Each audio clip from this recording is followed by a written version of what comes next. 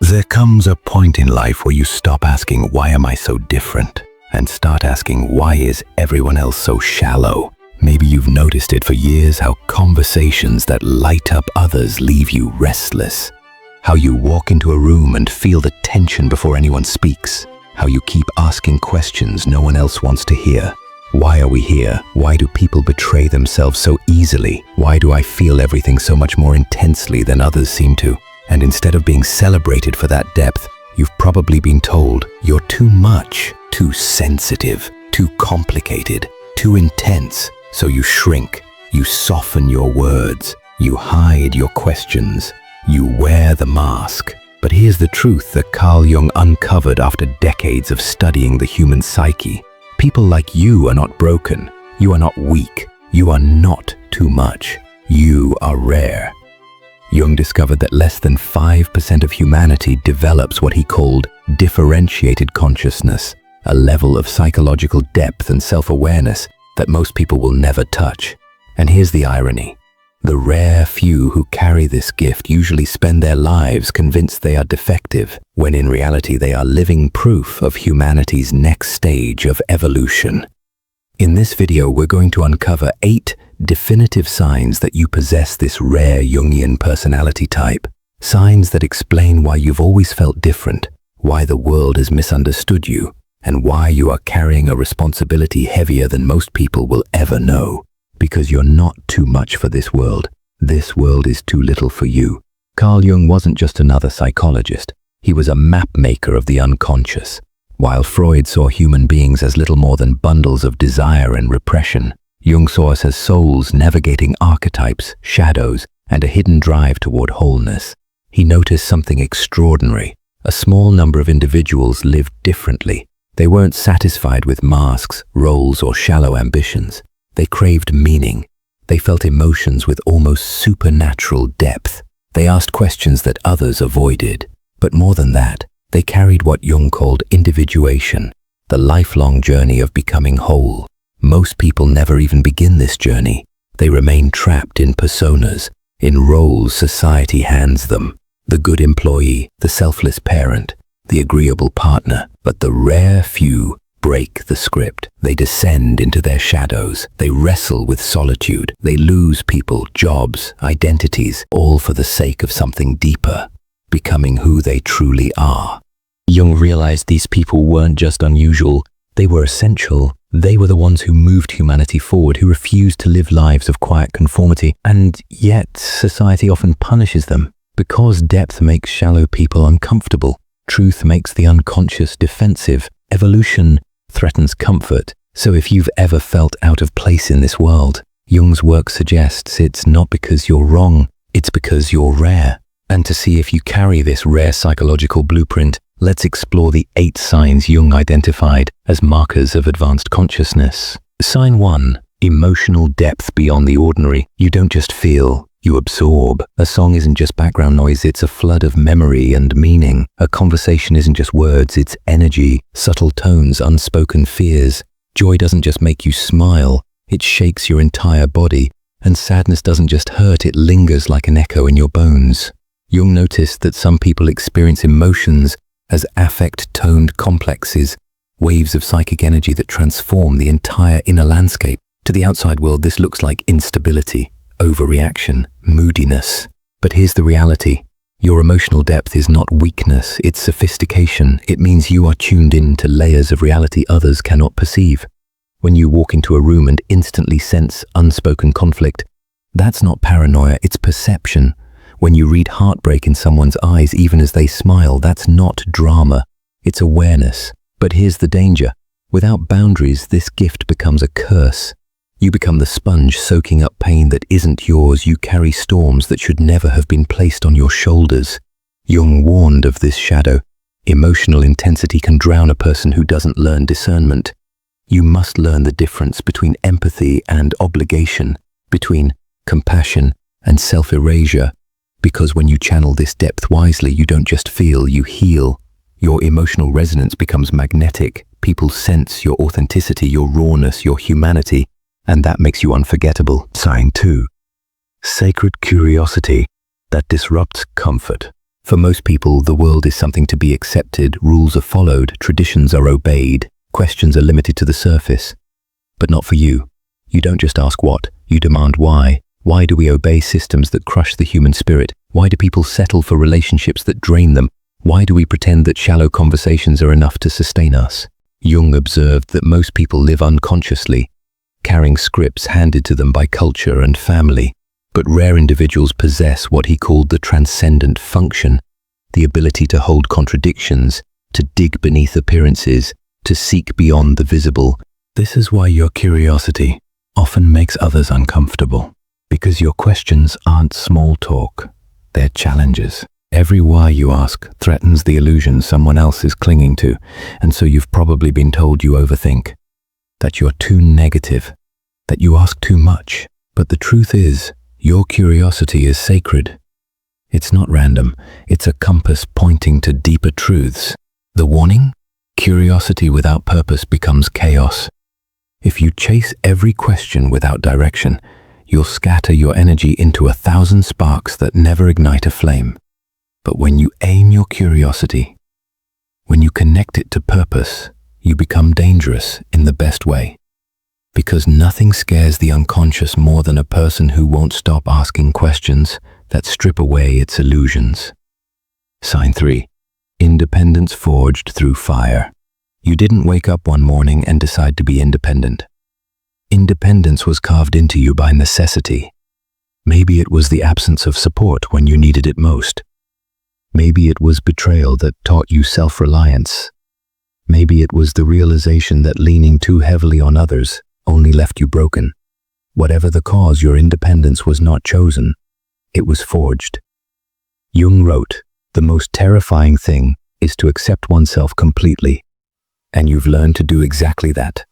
While others define themselves through validation, through belonging, through external approval, you discovered that identity built on dependency crumbles under pressure. So you built yourself from the ground up, brick by brick, scar by scar, lesson by lesson. You learned to stand alone. This is not coldness, this is sovereignty. This is individuation in action, the rare process of separating from the collective mask and becoming whole. But the shadow is this: independence can harden into isolation. If you mistake solitude for superiority, you risk building walls so high that no one can ever reach you. True independence isn't isolation, it's freedom. The freedom to choose connection, not from fear, not from need, but from wholeness. And that is terrifyingly rare. Sign 4. Intuition that sees what others deny. Someone says, "I'm fine," but you know they're not. A group laughs together, but you feel the hidden tension underneath. You meet someone new and within seconds you sense whether they're trustworthy or dangerous. This isn't guessing. This isn't paranoia. This is intuition. Jung described intuition as perception through the unconscious, a way of knowing that bypasses logic and words. It's not magic. It's pattern recognition, a depth most people don't access. You notice micro-expressions others miss. You catch contradictions between words and tone. You sense energy shifts so subtle others call you crazy when you mention them. But you're not crazy. You're rare. And here's the shadow. Without protection, intuition makes you a sponge for everyone else's chaos. You become the therapist friend, the secret keeper, the one who always notices, and therefore always carries more than you should. Jung warned that intuition must be balanced with boundaries. You are not meant to heal every wound you see. You are not responsible for every storm you sense. Used wisely, this intuition makes you magnetic. People may not understand why they trust you, why they confess things they've never said aloud, why they feel seen in your presence. But you'll know, it's because your perception cuts through masks and touches the soul directly. And in a world addicted to appearances, that kind of vision is revolutionary. Sign 5. A hunger for meaning that refuses mediocrity. You've tried to play the game, You've tried to smile at small talk, to care about promotions you didn't want, to fit yourself into the tidy boxes society prepares. But every time you did, something inside you rebelled. The emptiness, the quiet suffocation, it was unbearable. Jung wrote, "The privilege of a lifetime is to become who you truly are." And for you, becoming who you truly are means one thing above all: meaning. You cannot sustain yourself on shallow relationships. You cannot endure work that feels hollow. You cannot pretend that status or money or comfort is enough. Others tell you you're impractical. They say you think too much, demand too much, feel too much. But your psyche doesn't give you a choice. Jung warned that when rare individuals betray their true nature, the psyche revolts. Symptoms appear: anxiety, depression, a creeping sense of meaninglessness. Because you were never designed for mediocrity. The shadow here is dangerous. Chasing meaning can lead you into endless searching, never satisfied, always convinced the next teacher, the next book, the next experience will finally fill the void. But the truth is simpler. Meaning isn't out there waiting to be found. It's built. It's carved from the choices you make daily, what you refuse, what you pursue, what you stand for. For most people, survival is enough. For you, only truth will do, and that is both your burden and your gift. Sign 6. Outgrowing people and places like old skins. You've probably felt it again and again. The strange, lonely rupture when you realize you've outgrown the people you once loved. Friends who knew you 5 years ago don't recognize you now. Conversations that once felt alive suddenly feel suffocating. Places you once called home feel too small, too shallow, too quiet for the self you've become. And it hurts, because you want to carry them with you. You want them to understand. You want them to celebrate your growth instead of resenting it. But here's what Jung discovered. Psychological evolution is not negotiable. When you shed old versions of yourself, you shed the relationships and environments that fed them. Jung described this as psychological death and rebirth. Each time you grow, a part of you dies, and the world you built around that self dies with it.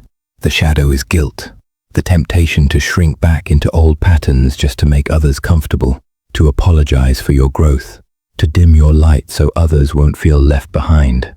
But evolution doesn't ask for permission, and once you've seen beyond the curtain, you cannot unsee. The truth? You're not abandoning them. You're abandoning the false self you no longer are, and those who are meant to walk with you will evolve with you. The rest will stay behind. Yes, it's lonely, but so is the summit of every mountain. Sign 7. Transformational presence. You may not realize it, but you change people simply by existing. When you walk into a room, people feel it. When you listen, they reveal things they've never said aloud. When you speak, your words linger in their minds long after the conversation ends. This is what Jung noticed about rare personalities. They carry what he called psychological holding space. It means your presence itself is catalytic. Others feel seen in a way they rarely experience. You don't just hear words, you perceive what's beneath them. You don't just nod politely, you hold silence until truth emerges. You don't just give advice, you reflect reality back like a mirror, whether people want to see it or not. But here's the warning: this gift can drain you, because people sense your depth and come to feed on it. They seek your energy, your attention, your listening ear. You become the therapist, the fixer, the healer, even when you never volunteered. Jung saw this shadow as helper syndrome, the unconscious compulsion to carry others' burdens at the expense of your own soul. But when you wield this presence with discernment, you become a force of transformation, not because you save others, but because you show them what they've hidden from themselves, and that is rare and terrifying and unforgettable. Sign 8.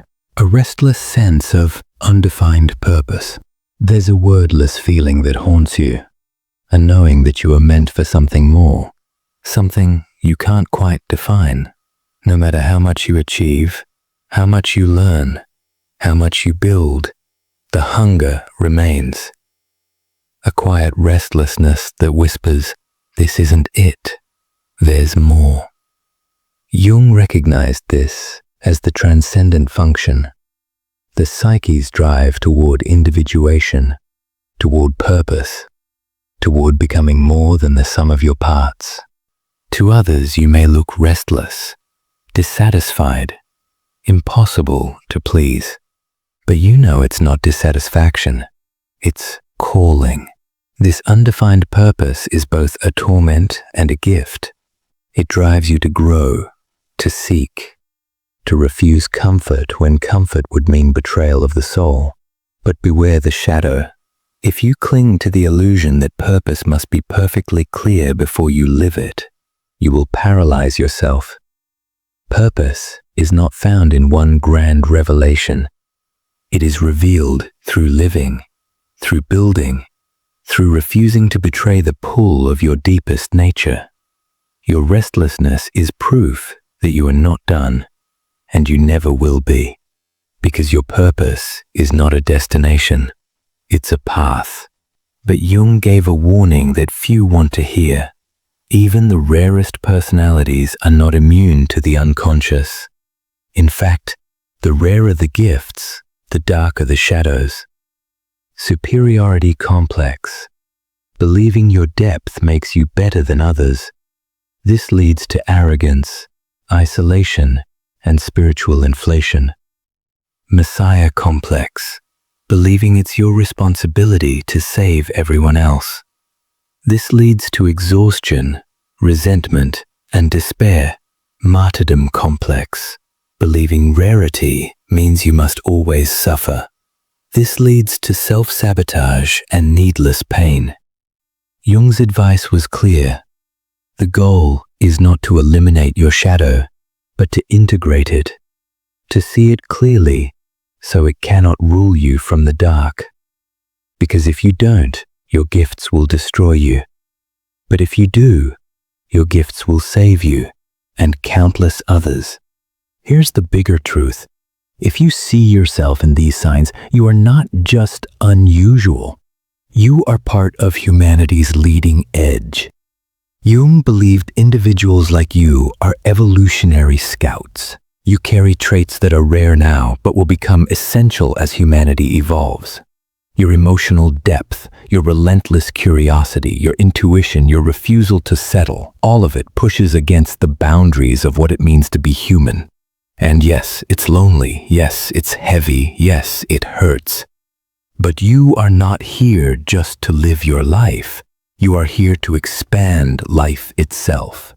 Every time you refuse mediocrity, you raise the bar. Every time you outgrow old patterns, you widen the path. Every time you live authentically, you give others permission to do the same. You are not just living, you are evolving for all of us. So hear me clearly, you are not broken. You are not too sensitive, too complicated, too much. The truth is the opposite. You are rare, and rarity is never easy. It demands courage, it demands solitude. It demands the kind of resilience that only those who have walked through fire can understand. But Jung knew this. The privilege of a lifetime is to become who you truly are. And when you embrace that privilege, when you stop apologizing for your depth, when you stop hiding your intensity, when you stop shrinking to make others comfortable, you rise. You stop performing for scraps of approval. You stop begging to be understood. You stop betraying yourself just to belong. Instead, you stand, you breathe, you choose yourself. Some will misunderstand you. Some will mock you. Some will leave. Let them. Because the ones who remain, the ones who can meet you at your level, will see you for what you truly are. Not broken, not too much, not defective, but rare. So if these signs resonated with you, claim it, say it to yourself. Write it in the comments. Whisper it to the version of you that once thought they were broken. I am rare, I am whole, and I choose myself. If this spoke to you, share it with the people who need to hear it. Subscribe so we can continue building a space for the rare ones, for the ones who refuse to settle for shallow answers in a shallow world. Because you are not too much for this world. This world is too little for you.